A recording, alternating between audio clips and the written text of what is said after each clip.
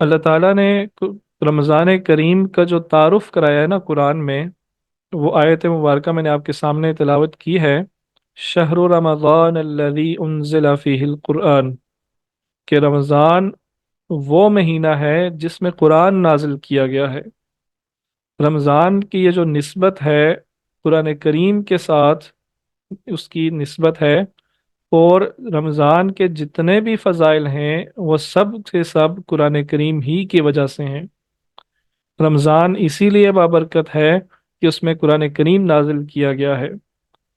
12 مہینوں میں جس مہینے کے اندر قرآن کریم نازل کیا گیا وہ سب سے زیادہ افضل مہینہ ہے رمضان المبارک کا۔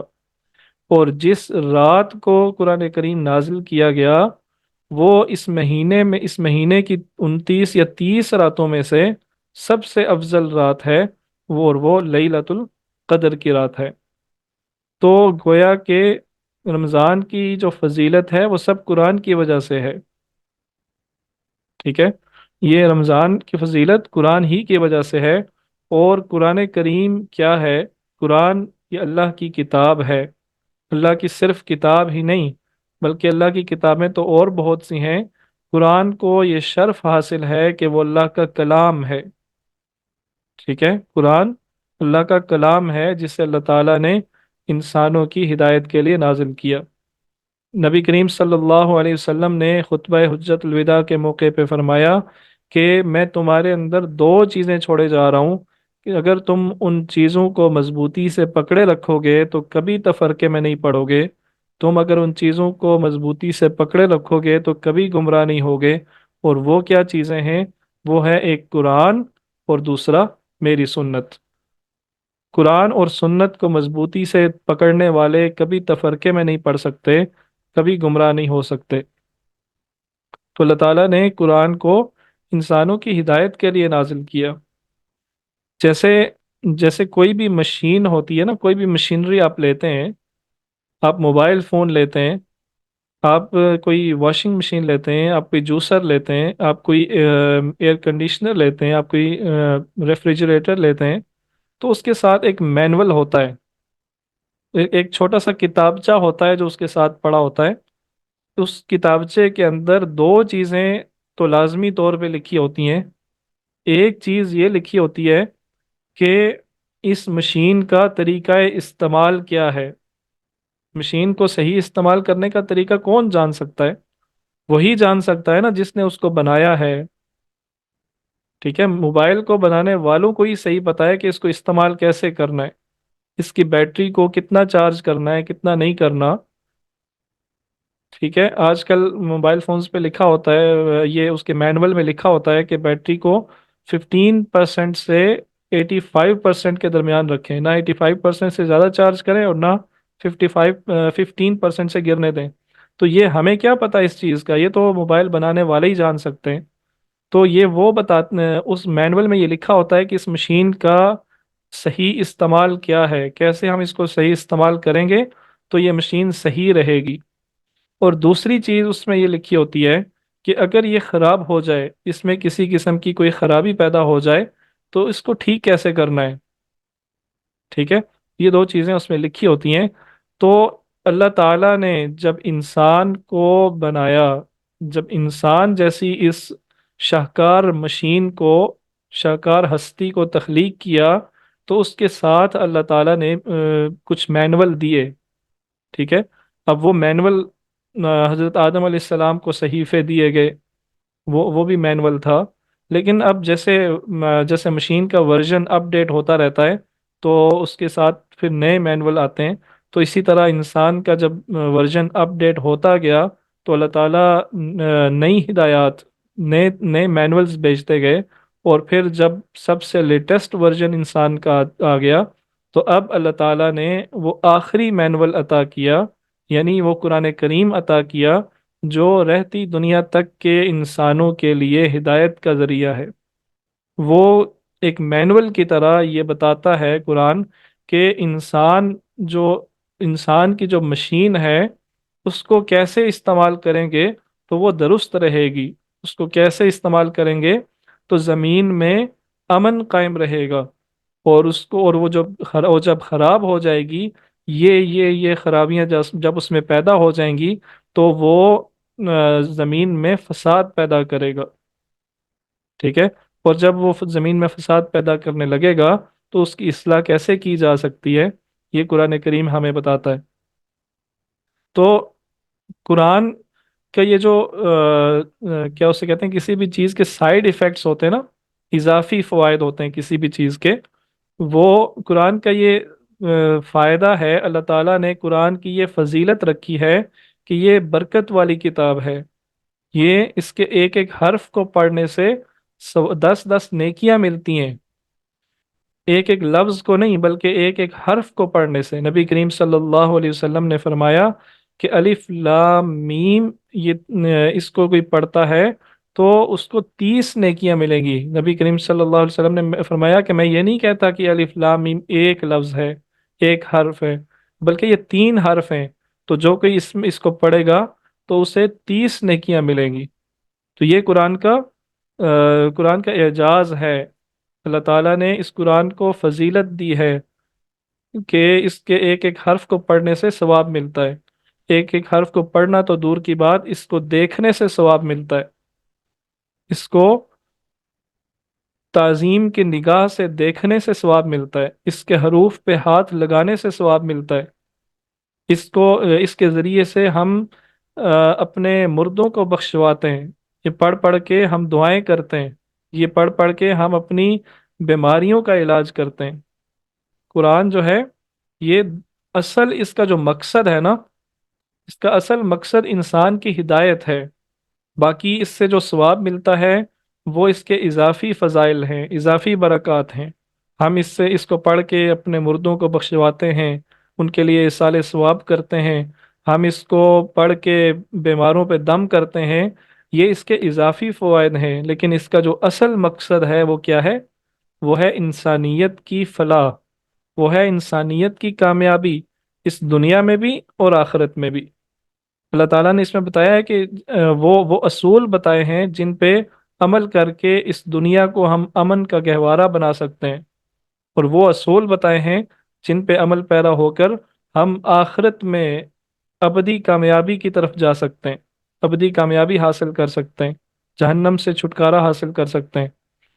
تو یہ قرآن کا اصل مقصد یہ ہے۔ تو بدقسمتی سے ہم قرآن کے اصل مقصد کو بلا کے جو اس کے جزوی فوائد ہیں، جو اس کے اضافی فوائد ہیں، ان کے پیچھے پڑے ہوئے ہیں۔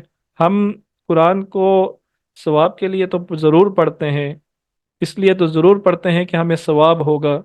ہم رمضان میں ہمارا ارادہ ہوگا، کچھ لوگوں کا ارادہ ہوگا کہ پورا قرآن ختم کریں گے، بہت اچھی بات ہے۔ کچھ لوگوں کا ارادہ ہوگا کہ ہم 2 دفعہ قرآن کریم کو مکمل کریں گے، بہت اچھی بات ہے، اس کا ثواب ہے اور بے انتہا ثواب ہے، اس کا انکار نہیں کیا جا سکتا۔ اور کچھ لوگ قرآن کو صرف ایصال ثواب کے لیے استعمال کرتے ہیں، کسی کا سالانہ ہوتا ہے تو پڑھا جاتا ہے، ختم قرآن برکت کے لیے، گھروں میں برکت کے لیے کچھ لوگ قرآن کو پڑھتے ہیں، لیکن جو اصل مقصد ہے اس کو بھول چکے ہیں کہ یہ قرآن آیا کس مقصد کے لیے تھا۔ یہ قرآن کا جو اصل مقصد ہے، ہمیں اس کی طرف توجہ دینی چاہیے، اور آپ لوگ جو اس سیشن کے، ان کلاسز کے شرکاء ہیں، یقیناً وہ اسی مقصد کی طرف توجہ دینے کے لیے ہی اس میں شامل ہوئے ہیں۔ اللہ تعالیٰ آپ کی اس ارادے کو برقرار رکھے، آپ کو اس میں استقامت عطا فرمائے، اور ہمیں رمضان کریم میں قرآن کریم کے مقصد کو سمجھنے کی توفیق عطا فرمائے۔ قرآن کریم کے بہت سے نام ہیں، صفاتی نام، ان میں سے ایک نام جو ہے نا قرآن کریم کا، وہ ہے کتاب، الکتاب۔ اور یہ سورہ بقرہ کی دوسری آیت میں ہی آتا ہے، ذالک الکتاب لا ریب فیہ، ذالک الکتاب لا ریب فیہ، یہ کتاب ہے، یہ ایسی کتاب ہے جس میں کوئی شک نہیں ہے۔ تو کتابیں تو ہم دنیا میں بہت سی کتابیں ہوتی ہیں، ہم پڑھتے ہیں کتابیں، اور کئی ساری بے شمار کتابیں ہم اپنے سلیبس کی بھی پڑھتے ہیں اور سلیبس سے ہٹ کے بھی پڑھتے ہیں۔ تو قرآن بھی ایک کتاب ہے، لیکن قرآن باقی کتابوں سے کچھ مختلف ہے۔ آپ نے دیکھا ہوگا کہ कोई भी किताब होती है ना, उसका एक टाइटल होता है, और वो टाइटल जो है वो इस किताब का मौजू होता है असल में, कि इस किताब के अंदर लिखा क्या है वो उसके टाइटल से ही पता चल जाता है। ऐसा ही है ना? तो लेकिन कुरान करीम का मौजू क्या है? कुरान का टाइटल क्या है? कुरान का टाइटल है कुरान, अल कुरान। बहुत ज्यादा पढ़ी जाने वाली किताब, ये कैसा टाइटल है जिससे इसके मौजू का ही पता नहीं चलता? फिर कुरान करीम में अगर आप देखें तो उसकी कोई तरतीब नहीं है, बज़ाहिर बज़ाहिर उसकी कोई तरतीब नजर नहीं आती। एक आयत में इबादत की बात हो रही है, तो दूसरी आयत में अल्लाह ताला कोई किस्सा सुनाना शुरू कर देते हैं। उससे अगली आयत में किसी अकीदे की बात हो जाती है। उससे अगली आयत में अल्लाह ताला कोई वाज और नसीहत शुरू कर देते हैं। तो ये कहीं पे ऐसे लगता है कि ये कोई शायरी है, वो मंजूम सूरत में लिखा हुआ है, और कहीं पे वो नसर की सूरत में आ जाता है। तो उसकी कोई तरतीब नहीं है। दूसरी दूसरी चीज आप उसमें ये देखें कि कुरान करीम जिस तरतीब से नाजिल हुआ था, सबसे पहली सबसे पहली आयत क्या थी? इक़रा बिस्मि रब्बिकल्लज़ी खलक, पढ़ो अपने रब के नाम से जिसने तख्लीक किया। तो ये उसकी सबसे पहली आयत थी। लेकिन आज हम कुरान करीम को अगर खोल के देखें तो ये सबसे पहली आयत तो नहीं है, बल्कि सबसे पहली सूरत तो सूरह फातिहा है। अल्हम्दुलिल्लाहि रब्बिल आलमीन से कुरान शुरू होता है। तो ये जो उसकी नज़ूली तरतीब है वो और है, लेकिन अल्लाह ताला के हुक्म से ही नबी करीम सल्लल्लाहु अलैहि वसल्लम ने इसको दूसरी एक और तरतीब में जमा किया। जब भी कोई सूरत कोई आयत नाजिल होती तो नबी करीम सल्लल्लाहु अलैहि वसल्लम लिखने वाले सहाबा को ये बताते हैं कि ये सूरत तुमने फलां सूरत से पहले और फलां के बाद रखनी है। ये जो आयत नाजिल हुई इसको फलां सूरत की फलां आयत के साथ लगाना है। तो उस तरह करते करते ये कुरान आज हमारे पास जो मुसहफ की सूरत में मौजूद है, इसे तरतीब तौक़ीफ़ी कहा जाता है। तो ये उस एतबार से हमारे पास मौजूद है। अच्छा, कुरान का मौजू क्या है? जब कुरान का मौजू लिखा ही नहीं है, टाइटल है ही नहीं, तो इसका मौजू क्या है फिर इस किताब का? इस किताब का मौजू है, वो ऊपर हम जिक्र कर चुके हैं उसको। इस किताब का मौजू है इंसान। ठीक है, अगर हम एक लफ्ज में कुरान का मौजू बयान करें ना, तो वो है इंसान। कुरान कुरान करीम पूरा का पूरा इंसान के गिर्द घूमता है। अगर वो अकायद की बात करता है तो इंसान के अकायद को सुधारने की बात करता है। अगर वो इबादात की बात करता है, अहकामात की बात करता है, तो इंसान के अहकाम, इंसान को हुक्म देता है कि तुमने कैसे ज़िंदगी गुजारनी है। अगर वो किस्से बयान करता है तो वो इंसान ही के लिए करता है, उसी के लिए इबरत और उसकी नसीहत के लिए करता है। ठीक है, तो हर चीज़ इंसान ही के गिर्द घूमती है। तो इन चंद इब्तदाई बातों के बाद अब हम आते हैं सूरह फातिहा की तरफ। आप जानते हैं कि हर किताब में, एक तो मैंने बात की कि एक टाइटल होता है। ठीक है, टाइटल के बाद हर किताब के अंदर एक चीज जो लाजिम है वो है उसका प्रीफेस, वो है उसका इब्तदाइया। ठीक है, उसे इब्तदाइया कहा जाता है, दिवाचा कहा जाता है, हरफ अव्वल कहा जाता है, और भी शायद इसके नाम होंगे, तकरीज कहा जाता है, शायद तकरीज भी इसी को कहते हैं।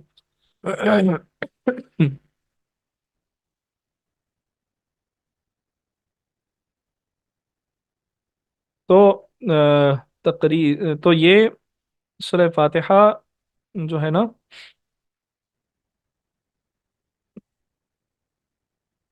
ये क्या है? ये कुरान करीम का इब्तदाइया है। अच्छा, इब्तदाइया होता क्या है? मुसन्नफ इब्तदाइया क्यों लिखता है? आप किसी भी किताब के हरफ अव्वल को उठा के देखें, उसका जो दिबाचा है उसको उठा के देखें, तो आप अगर पूरी किताब ना पढ़ें, आप सिर्फ उसका दिबाचा ही पढ़ लें, तो आपको पता चल जाएगा कि मुसन्निफ ने इस किताब के अंदर क्या लिखा है। गोया कि मुसन्निफ इस किताब को का खुलासा जो है ना, उस किताब का पूरा निचोड़ उस हरफ अव्वल के अंदर लिख देता है। तो ये सूरह फातिहा भी ये फातिहा लफ्ज़ का मतलब ही ये होता है कि खोलने वाली। फतह से है ना, फतह करना, खोलना। तो फातिहा खोलने वाली, यानी ये वो सूरत है जो जो कुरान करीम को खोलने वाली है, कुरान करीम की इब्तदा करने वाली है। तो इस सूरत का नाम इसीलिए फातिहा रखा गया कि ये कुरान करीम की इब्तदा करती है। तो इस सूरत में अल्लाह ताला ने पूरे कुरान का खुलासा बयान कर दिया है। कुरान करीम के अंदर बयान होने वाले जितने भी मौज़ूआत हैं वो सब के सब इस सूरत के अंदर मौजूद हैं। चाहे वो अ, अल्लाह पर ईमान हो, चाहे वो रिसालत पर ईमान हो, चाहे वो आखिरत के दिन पर ईमान हो। अच्छा, इसके इसके अलावा फिर गुज़िश्ता उम्मतों के, गुज़िश्ता कौमों के जो अहवाल हैं या वाक़यात हैं, चाहे वो हों, इन सब का खुलासा बयान कर दिया। और दूसरी बात इस सूरह फातिहा के बारे में मैं ये कहना चाहता हूँ कि ये एक दुआ है। यानी अल्लाह ताला ने कुरान करीम की इब्तदा एक दुआ से की है। और वो दुआ क्या है? वो दुआ है इहदिनस सिरातल मुस्तकीम। ये जो पीछे आयत है ना, ये तो दुआ मांगने का तरीका सिखाया गया है कि आपने दुआ करनी कैसे है। मुंह खुलते ही अपनी डिमांड्स करना शुरू कर देना, ये कोई मुहज्जब इंसान का काम नहीं है कि वो इस तरह किसी से मांगे। ये तो कोई भिखारी भी जब किसी के पास जाता है ना, किसी के घर, या आप किसी से कोई कर्जा कर्जा लेने जाए, कोई पैसे को जरूरत हो तो आप किसी के पास जाते हैं, या आपके पास कोई आता है, तो आपने देखा होगा कि वो पहले आपकी तारीफें करता है। पहले आपकी तारीफ करता है कि हम तो जी आपके पास ही आते हैं, और आप ही से उम्मीद होती है। आप को अल्लाह ताला ने बहुत आप पे बहुत, अल्लाह ताला के बहुत इनामात हैं, बहुत एहसानात हैं, बहुत अल्लाह ताला ने आपको बरकत दी है। आप ही हमारे मसाइल हल कर सकते हैं। तो अब मेरा ये मसला है, मैं ये मसला लेके आपके पास आया हूँ, तो लिहाजा इसको हल कर दें।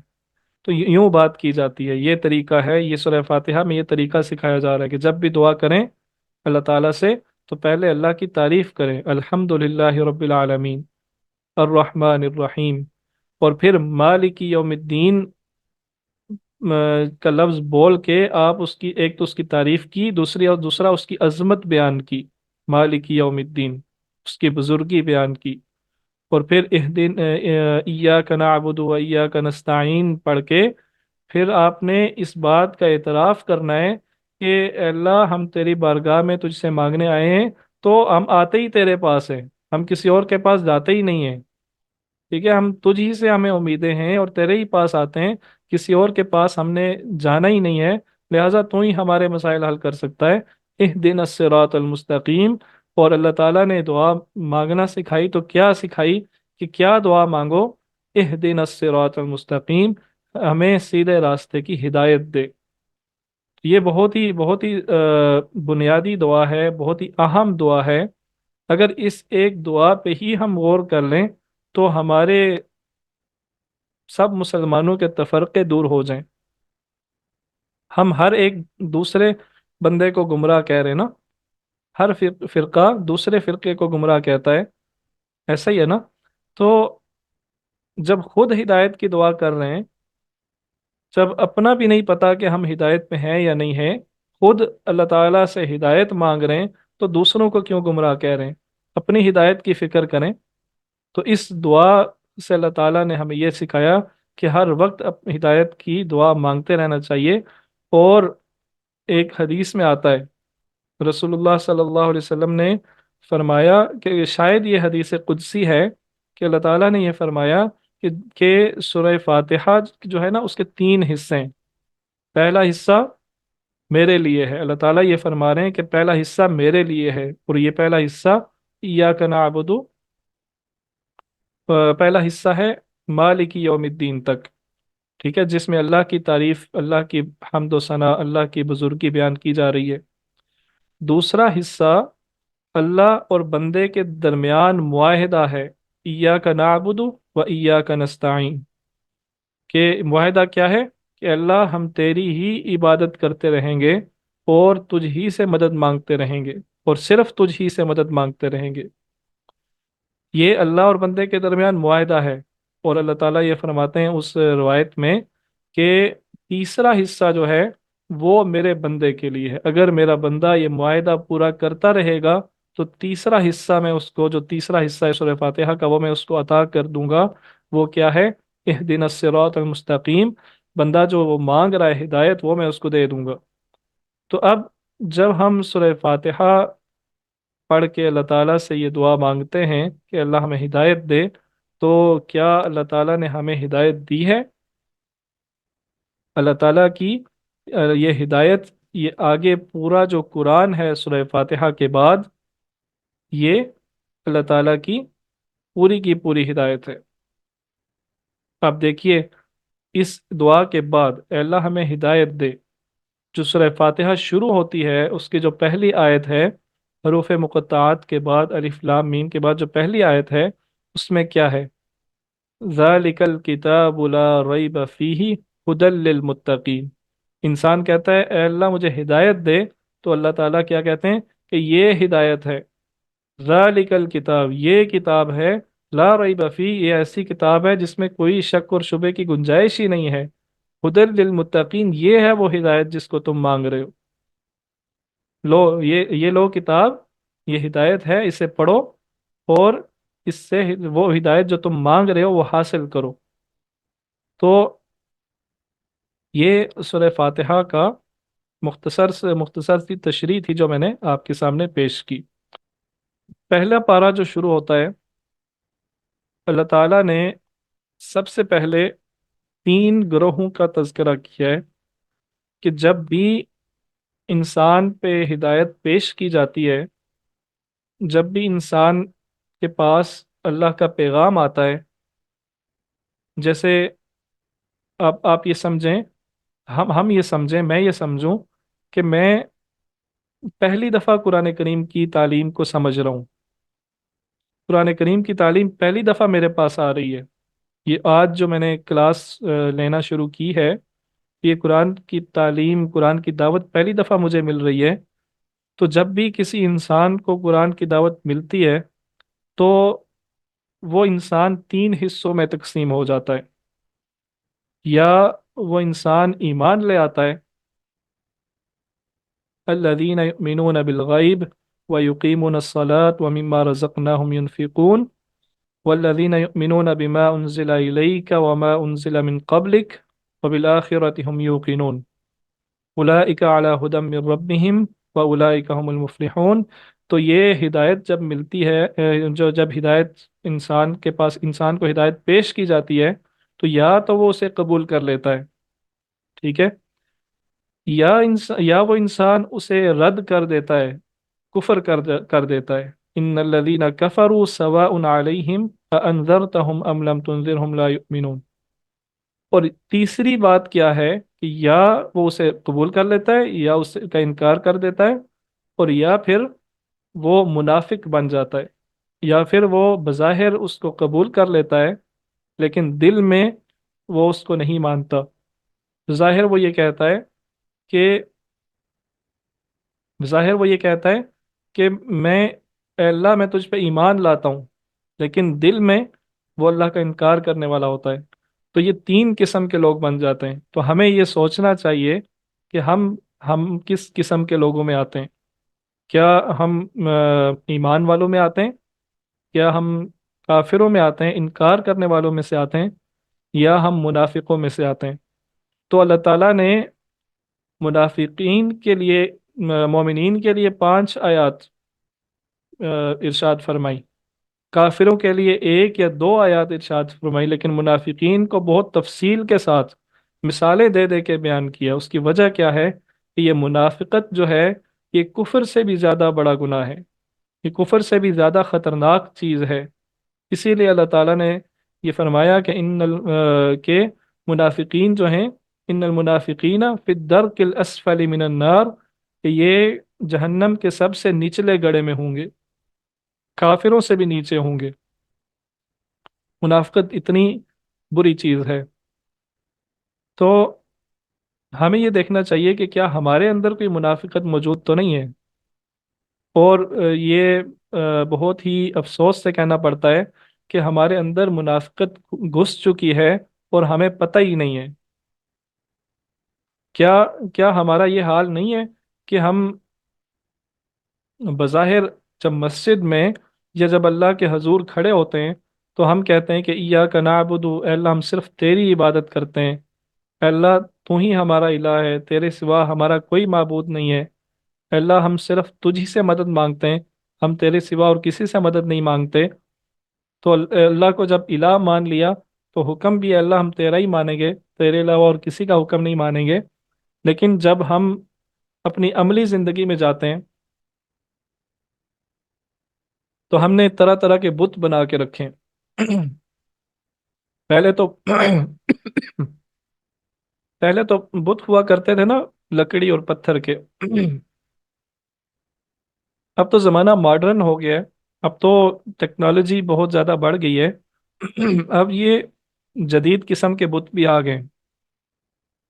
एक दो बुतों की मैं आपको मिसालें देता हूँ, और ये कोई नए नहीं हैं, लेकिन हम इन्हें बुत समझते नहीं है दरअसल। अल्लामा इकबाल ने कहा था कि इन ताज़ा खुदाओं में वतन सबसे बड़ा है, जो पैरहन इसका है वो मजहब का कफन है। अल्लामा इकबाल तो वतन को भी एक बुत कह रहे हैं। एक और मिसाल देखिए, अल्लाह ताला कुरान में ही कहते हैं, अरअयत मन इत्तखज़ इलाहहु हवा, कि तुमने देखा उस शख्स की तरफ। मादरत चाहता हूँ, मेरा गला जरा साथ नहीं दे रहा, पिछले कुछ दिनों से खराब था। अब आज कुछ बेहतर है। बहरहाल, क्या तुमने नहीं देखा कि उस शख्स की तरफ नहीं देखा जिसने अपनी ख्वाहिशात को अपना खुदा बना रखा है। देखें, ख्वाहिशात भी बुत होती हैं। क्या हम अपनी ख्वाहिशात की पैरवी करते हैं या हम अल्लाह की पैरवी करते हैं? क्या हम अपने खुदा को मानते हैं या हम अपनी ख्वाहिशात को मानते हैं? अल्लाह को मानते हैं या ख्वाहिशात को मानते हैं? नमाज में खड़े होते हैं तो हम कहते हैं अल्लाह हम तेरी ही इबादत करते हैं, लेकिन दूसरी नमाज का वक्त आता है तो हमारा हमारा नफ्स, हमारी ख्वाहिश हमें ये कहती है कि छोड़ो नमाज को, ये फलाह काम कर लो। तो हम अपने नफ्स की बात मान लेते हैं, खुदा को छोड़ देते हैं। तो हमने किसको खुदा बना के रखा है? तो ये मुनाफिकत है। ठीक है। हाँ, हाँ, अगरचे वो मुनाफिकत ना हो जो एतकादी मुनाफिकत होती है, वो मुनाफिकत शायद ना हो कि जो जिससे इंसान कुफर से भी निचले दर्जे में चला जाता है। लेकिन मुनाफिकत की रविश ज़रूर है। ठीक है, ये मुनाफिकाना रविश ज़रूर है। नबी सल्लल्लाहु अलैहि वसल्लम ने फरमाया ना कि मुनाफिकों की तीन निशानियां हैं, मुनाफिक की तीन निशानियां हैं, और एक रवायत के अंदर चार निशानियां हैं। ठीक है, तो जब जो कोई बात करता है तो झूठ बोलता है। अब ये मुनाफिकाना रविश है। जब वो वादा करता है तो वादे की खिलाफ वर्जी करता है, यह मुनाफिकाना रविश है। जब उसके पास कोई इमानत रखी जाती है तो उस पे तो वो क्या करता है, इमानत में खयानत करता है। और जिसके अंदर ये तीनों खसलतें पाई जाएं वो पूरा मुनाफिक है। और ये भी पूरा मुनाफिक से मुराद कि वो अमली तौर पे मुनाफिक है, एतकादी तौर पे मुनाफिक नहीं। हाँ, चौथी बात ये इरशाद फरमाई कि जब लड़ाई झगड़ा करता है तो गालियां देना शुरू कर देता है। तो आप सोचें कि इन तीन चार बातों में से हमारे अंदर कौन कौन सी मौजूद हैं। अगर कोई मौजूद है तो उसको ख़त्म करने की कोशिश करें। दूसरा मौजू जो पहले पारे के अंदर बयान किया, वो है बनी इसराइल का मौजू। बनी इसराइल की तकरीबन, अगर पहले पारे को हम चार हिस्सों में तकसीम करें तो तीन हिस्सों के अंदर अल्लाह ताला ने बनी इसराइल को ही बयान किया, बनी इसराइल के वाक़यात बयान किए। ऐसा क्यों है? बनी इसराइल में इतनी क्या ख़ास बात है? और ये आप जानते हैं कि कुरान करीम में सबसे ज़्यादा जिक्र जिस कौम का आया वो बनी इसराइल का आया है। तो इसका कुछ तारुफ आज हम देख लेते हैं थोड़ा तफसील से, ताकि आइंदा हमें इसकी दोबारा बार बार बयान करने की ज़रूरत ना पड़े। बनी इसराइल के बारे में मैं बात कर रहा था। بنی اسرائیل کی تھوڑی سی تفصیل کے ساتھ ان کا تعارف دیکھ لیتے ہیں۔ حضرت آدم علیہ السلام کے بعد جو ایک بڑے پیغمبر آئے تھے وہ حضرت نوح علیہ السلام تھے۔ اللہ تعالیٰ نے حضرت نوح علیہ السلام کو بھیجا، اور انہوں نے 950 سال تک تبلیغ کی، لیکن چند لوگوں کو چھوڑ کے 100 سے کم لوگ تھے جنہوں نے اس 950 سال کی تبلیغ کے نتیجے میں نوح علیہ السلام پہ ایمان لایا۔ ان کو چھوڑ کے باقی ان کی قوم نے ان کی بات نہیں مانی، تو اللہ تعالیٰ نے، ایک روایت میں آتا ہے کہ اس وقت کی پوری انسانیت کو غرق کر دیا پانی میں، ٹھیک ہے۔ صرف وہی لوگ بچے جو نوح علیہ السلام کے ساتھ تھے، اسی لیے نوح علیہ السلام کو آدم ثانی کہا جاتا ہے۔ اور اس کے بعد انہی لوگوں سے نسل چلی، اور کچھ لوگ کہتے ہیں کہ وہ جو لوگ بچے تھے ان سے بھی نسل شاید آگے نہیں چلی، صرف نوح علیہ السلام سے ہی چلی۔ تو اس کے بعد نوح علیہ السلام سے نئی نسل آگے چلی انسان کی۔ تو اس کے بعد نوح علیہ السلام کے بعد جو سب سے مشہور سب سے بڑے نبی آئے وہ حضرت ابراہیم علیہ السلام تھے۔ آپ جتنے بھی انبیاء کو جانتے ہیں، قرآن کریم میں جتنے بھی انبیاء کے نام موجود ہیں، سوائے چند ایک کے، شاید یہ 4 5 ہی ہوں گے، ان کے علاوہ باقی سب انبیاء جو ہیں وہ حضرت ابراہیم علیہ السلام کی اولاد میں سے ہیں۔ اسی لیے ابراہیم علیہ السلام کو ابو الانبیاء کہا جاتا ہے۔ تو ابراہیم علیہ السلام کے 2 بیٹے تھے، ایک اسماعیل علیہ السلام اور ایک حضرت اسحاق علیہ السلام۔ تو اسماعیل علیہ السلام جو تھے، ان کو آپ جانتے ہیں کہ ابراہیم علیہ السلام اللہ تعالیٰ کے حکم سے اسماعیل علیہ السلام کو اور آپ کی والدہ حضرت حاجرہ کو علیہ السلام کو مکہ میں چھوڑ آئے تھے، ٹھیک ہے۔ تو اسحاق علیہ السلام فلسطین ہی میں رہے تھے ابراہیم علیہ السلام کے ساتھ۔ تو حضرت اسحاق کے ایک بیٹے تھے جن کا نام تھا یعقوب، ٹھیک ہے، یہ بھی نبی ہوئے، یعقوب علیہ السلام۔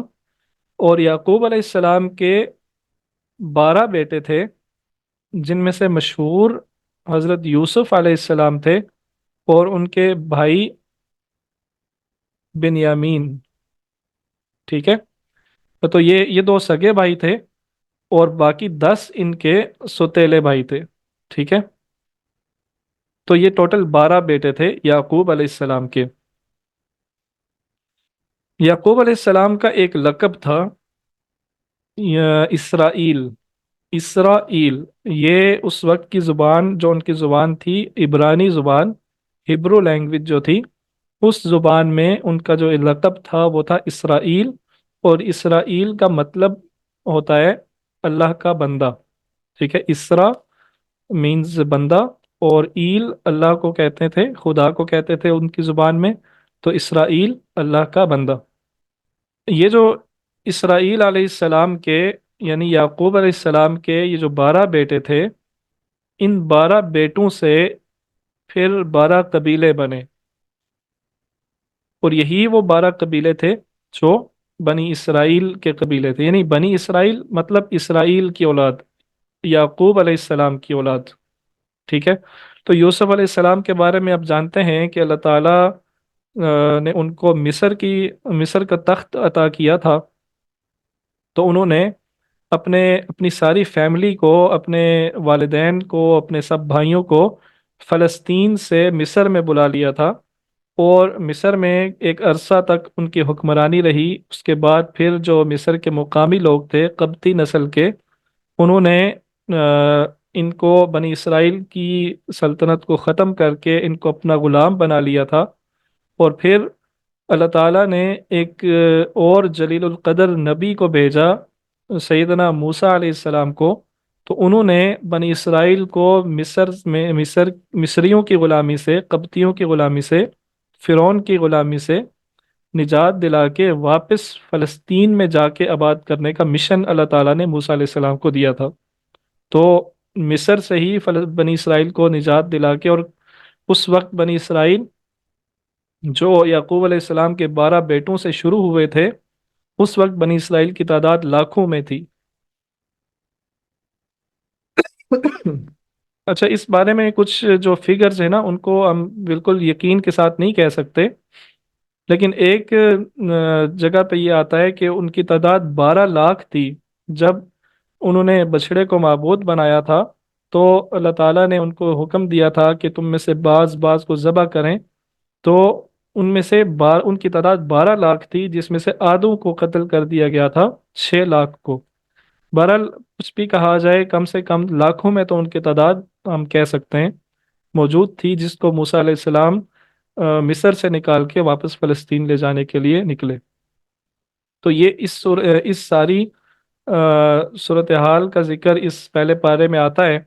अल्लाह ताला बनी इसराइल को ये याद दिलाते हैं कि याद करो। यहाँ से बात शुरू होती है कि या बनी इसराइल अज़कुरू निअमती अल्लती अनअमतु अलैकुम। ए बनी इसराइल, याद करो वो मेरी नेमतें जो मैंने तुम्हारे ऊपर की। व औफू बिअहदी ऊफी बिअहदिकुम, तुम मेरा वादा पूरा करो। तुमने मुझसे जो वादा किया था उसको वफा करो। ऊफी बिअहदिकुम, तो मैंने जो तुमसे वादा किया था मैं उसको वफा करूंगा। व या फत्तकून, और मुझसे डरो। तो वादा क्या है? वादा क्या था? वादा ये था कि जब कोई नबी आएगा, एक आखिरी नबी जब आएगा, तो तुम उस पे ईमान लाओगे। जब तुम उस पे ईमान लाओगे तो तुम्हारी ये जो फजीलत है, जो तुम्हें जहान वालों पे, वन्नी फद्दलतुकुम अलल आलमीन, अल्लाह ताला बनी इसराइल को ये कह रहे हैं। याद रखें कि आज हम ये समझते हैं ना कि उम्मत मोहम्मदी ये सबसे अफजल उम्मत है। तो अल्लाह ताला बनी इसराइल को ये कह रहे हैं कि मैंने तुम्हें जहान वालों पे फजीलत दी थी। तो हम जो आज इसमें अपना एक अकीदा रखते हैं कि सबसे अफजल उम्मत हैं, तो एक वक्त था जब एक और उम्मत थी जिसे अल्लाह ताला ने जहान वालों पे फजीलत दी थी। तो अल्लाह ताला ने कहा कि मैं तुमसे ये वादा वफा रखूंगा, तुम्हें जहान वालों पे फजीलत दिए रखूंगा, तो तुम मेरे मेरे वादे को वफा करो। तो लेकिन बनी इसराइल ने क्या किया? बनी इसराइल ने तरह तरह की नाफरमानियां। फिर अल्लाह ताला उनको इस पूरे पारे में ये याद दिलाते हैं कि मैंने तुम्हारे ऊपर ये इनाम किया और तुमने ये नाफरमानी की। ठीक है। अल्लाह ताला ने बनी इसराइल को फिरौन की गुलामी से निजात दिलाई। अल्लाह ताला ने बनी इसराइल के लिए समुंदर को फाड़ के बीच में से रास्ता बना दिया। और बनी इसराइल ने क्या किया कि पार जाते ही बछड़े को माबूद बना लिया। अल्लाह ताला ने फिर भी उनकी तौबा कबूल की और उनको चाहे जैसे भी था, ये जो 6 लाख अगर मान लिया जाए कि इनको कत्ल किया गया था, तो इनकी तौबा कबूल हुई थी। ये नहीं कि ये कोई, ठीक है इनसे गुनाह हुआ था लेकिन इन्होंने तौबा की, इन्होंने माफी मांगी, और इतनी पक्की माफी के कत्ल होने के लिए तैयार हो गए। वो कत्ल हुए, अल्लाह ताला ने उनकी तौबा कबूल की। और फिर इन्होंने क्या किया कि मूसा अलैहिस्सलाम से मुतालबा कर दिया कि हम अल्लाह को देखना चाहते हैं, हम खुदा को देखना चाहते हैं। हम तब जब तक ईमान नहीं लाएंगे, जब तक खुदा को नहीं देख सकेंगे। तो ये मूसा अलैहिस्सलाम इनको लेके गए, तो अल्लाह ताला की तरफ से इन पर एक अ, इन इनको मौत दे दी गई। ये सब मर गए। तो मूसा अलैहिस्सलाम की दुआ से ये दोबारा जिंदा हुए और अपनी कौम की तरफ वापस आए। जब इनको प्यास लगी तो अल्लाह ताला ने चट्टान से 12 चश्मे निकाल दिए। अल्लाह ताला ने ये सहरा में थे, सहराए सीना में ये सफ़र कर रहे थे और लाखों की तादाद में थे। तो अल्लाह ताला ने आसमान से, आसमान यानी अपनी गैबी मदद से इनके लिए खाने पीने का बंदोबस्त किया। जब अल्लाह ताला ने इनको ये नेमत दी तो इन्होंने क्या नाफरमानी की? ये कहने लगे कि हम ये एक ही चीज़ खा खा के तंग आ गए, हमें मनो सलवा नहीं चाहिए, हमें तो प्याज चाहिए, हमें तो साग चाहिए, हमें तरकारी चाहिए, हमें तो ऐसी चीज़ें चाहिए। तो अल्लाह ताला ने कहा कि तुम एक अच्छी और अफजल खुराक को छोड़ के तुम कम तर चीज़ों की तरफ तुम माइल होते हो। तो चलो ठीक है, वो भी तुम्हारी बात मान लेते हैं। तुम ऐसा करो तुम ऐसा करो कि ये जो आगे बस्ती आ रही है, इस बस्ती पे अल्लाह ताला तुम्हें फतह अता करेंगे। तुम इस बस्ती में चले जाओ। تو اور वहां पे तुम खेती बाड़ी करो, ज़रात करो, जो कुछ चाहो करो और खाओ पियो। अच्छा, लेकिन एक बात याद रखना कि उसके दरवाजे से वदखुलुल बाब सुज्जदन वक़ूलु हित्ततुन नगफिर लकुम, और तुम उसके दरवाजे से सजदा करते हुए अपने सरों को झुकाए हुए दाखिल होना। अकड़ के, गरूर से, तकब्बर से दाखिल मत होना, तुम अपने सरों को झुकाए हुए दाखिल होना। यहाँ पे एक बात याद आती है कि नबी करीम सल्लल्लाहु अलैहि वसल्लम ने जब मक्का फतह किया, ये वो पहला शहर था जो नबी करीम सल्लल्लाहु अलैहि वसल्लम ने फतह किया। जब मक्का फतह किया तो आपकी हालत ये थी कि ऊंटनी पे सवार थे और सर इतना झुका हुआ था कि ऊंटनी की गर्दन पे सर लग रहा था। अल्लाह ताला के शुक्र की वजह से आप सल्लल्लाहु अलैहि वसल्लम का सर झुका जा रहा था। तो अल्लाह ताला ने बनी इसराइल को यह हुक्म दिया कि जब तुम उसके दरवाजे से दाखिल हो तो सजदा करते हुए दाखिल होना और हित्ततुन कहते हुए दाखिल होना। तो उन्होंने क्या किया, उन जालिमों ने क्या किया कि उन्होंने मजाक मजाक में हित्ततुन हित्ततुन के बजाय हित्ततुन का मानी बाज मुफस्सिरीन ने मगफिरत लिखा है कि मगफिरत तलब करते हुए दाखिल होना। तो इन्होंने हित्ततुन के बजाय हिंततुन कहना शुरू कर दिया, जिसका मतलब गंदम होता है, यानी हमें तो अनाज चाहिए, हमें रोटी चाहिए। ये कहते हुए वो दाखिल हुए उस दरख्त वो उस दरवाजे से। तो अल्लाह ताला ने फिर इनको पकड़ लिया। अच्छा, फिर अल्लाह ताला ने सहरा में इनके ऊपर बादलों का साया किया। सहरा की गर्मी से, तपिश से बचाने के लिए इन पे बादलों का साया किया। और फिर बस आपसे बस 5 मिनट में आपके लूंगा, इससे ज़्यादा नहीं, इंशाल्लाह फिर क्वेश्चन आंसर लेते हैं। तो अब असल इनकी बनी इसराइल की मंजिल क्या थी? फलस्तीन में जाके इनको आबाद होना था। तो इन्होंने क्या किया कि अल्लाह ताला ने जब इनसे कहा कि तुम्हारे सामने एक बस्ती आ रही है, इस बस्ती को तुमने फतह करना है, तुमने जिहाद करना है, तुमने लड़ना है। जब तुम ये इस बस्ती जब तुम इस बस्ती वालों से मुकाबला करोगे, जंग करोगे, तो अल्लाह ताला ने कहा कि मेरा ये वादा है कि मैं तुम्हें फतह नसीब करूंगा। तो इन लोगों ने क्या किया, इन्होंने कहा कि तुम और तुम्हारा मूसा अलैहिस्सलाम से कहा कि तुम और तुम्हारा खुदा जाके लड़ो, हम यहाँ बैठे इंतजार करते हैं, जब फतह हो जाए ना तो हमें बुला लेना। अब देखें कैसी बात है, नाफरमानी की कोई हद होती है ना, ये सारी हदें पार कर गए थे। और फिर यहाँ मुझे एक वाकया और याद आता है कि जब बदर का मौका था, जब नबी करीम सल्लल्लाहु अलैहि वसल्लम को यह पता लगा कि मक्का से अबू जहल की सरकर्दगी में लश्कर आ रहा है और मुसलमान इंतहाई मुफलिस थे, लड़ने के लिए हथियार भी नहीं थे, सवार होने के लिए सवारियां भी नहीं थी,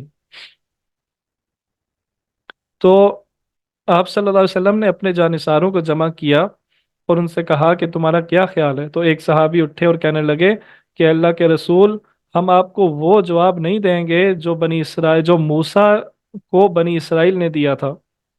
हम आपसे ये नहीं कहेंगे कि आप और आपका खुदा जाके लड़े, हम यहाँ बैठे देखते हैं। अल्लाह के रसूल, आप हमें समुंदर में कूद जाने का हुक्म देंगे ना तो फिर भी हम कूद जाएंगे। आप हमें आग में कूद जाने का हुक्म दें, हम कूद जाएंगे, हम किसी बात से दरेग नहीं करेंगे। तो बनी इसराइल ने क्या कहा था, तुम फजहब अंत व रब्बुका फकातिला, जाओ तुम और तुम्हारा खुदा जाके लड़ो, हम यहाँ पे बैठे हैं। तो इन सब नाफरमानियों की वजह से अल्लाह ताला उन पे, अब ये होता है ना किसी पे फर्द जुर्म आयद करना, अल्लाह ताला बनी इसराइल पे फर्द जुर्म आयद कर रहे हैं कि तुमने ये नाफरमानी की, मैं हमने तुम पे ये इनाम किए, तुमने ये नाफरमानी की। तो अब इन सब बातों की वजह से वो जो फजीलत वाली बात थी ना, अन्नी फद्दलतुकुम अलल आलमीन, मैंने तुमसे ये फजीलत मैंने तुम्हें जहान वालों पे फजीलत दी है, तो ये शर्फ, ये फजीलत अल्लाह ताला ने बनी इसराइल से छीन ली।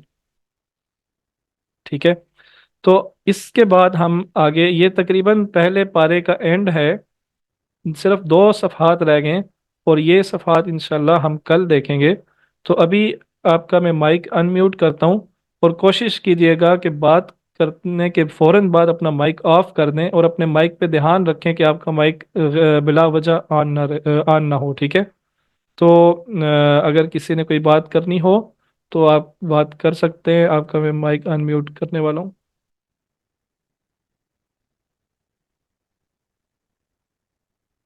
جی مریم عمران، آپ نے ہینڈ ریز کیا ہوا ہے، آپ کچھ کہنا چاہتی ہیں؟ جی السلام علیکم۔ وعلیکم السلام۔ میں نے یہ پوچھنا تھا کہ آپ نے یہ جو بتایا ہے سورۃ فاتحہ کی آیات مالک یوم الدین تک پڑھ کے تو پھر دعا کرنی ہے، تو کیا جب ہم نماز میں ہم پڑھتے ہیں مانگتے ہیں دعا، یعنی کہ تشہد بیٹھتے ہیں تحیات پڑھ کے اور درود شریف پڑھ کے پھر دعا مانگتے ہیں، تو اس میں بھی یہ پڑھ سکتے ہیں کہ نہیں؟ نہیں نہیں، یہ میں آپ کو بتا رہا ہوں دعا کا فلسفہ کیا ہے۔ یعنی جب بھی دعا کریں نا تو اللہ تعالیٰ سے پہلے اللہ تعالیٰ کی حمد و ثنا کریں۔ تو اب پوری نماز ہی اللہ کی حمد و ثنا ہے، ٹھیک ہے؟ ہم اللہ کے آگے جھک رہے ہیں، اللہ کے آگے ہاں جی، سجدے کر رہے ہیں، تو اس کے آخر پہ ہی دعا مانگی جا رہی ہے نا، ہاں جی، ہاں جی، تو صحیح اس کے شروع میں مانگنے کی ضرورت نہیں صحیح، ٹھیک ہو گیا، ہے۔ جی، شکریہ۔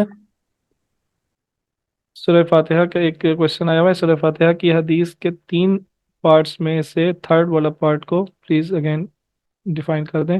تو اس سورہ فاتحہ کے 3 حصے جو اللہ تعالیٰ نے بیان کیے وہ ہیں، پہلا جو ہے وہ الحمد للہ سے لے کے مالک یوم الدین تک ہے، یہ اللہ تعالیٰ کی تعریف ہے، یہ اللہ تعالیٰ کے لیے ہے۔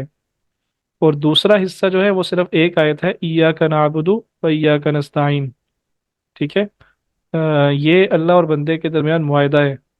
اور اس کے بعد جو اہدنا الصراط المستقیم ہے، یہ سارا آگے یہ تیسرا حصہ ہے، یعنی یہ بندہ جو دعا کر رہا ہے اللہ تعالیٰ یہ کہہ رہے ہیں یہ میرے بندے کے لیے ہے۔ اگر میرا بندہ وہ وعدہ پورا کرے گا جو اس نے کیا تو اس کو یہ تیسرا حصہ اس بندے کے لیے ہے، یعنی اس کو عطا کیا جائے گا۔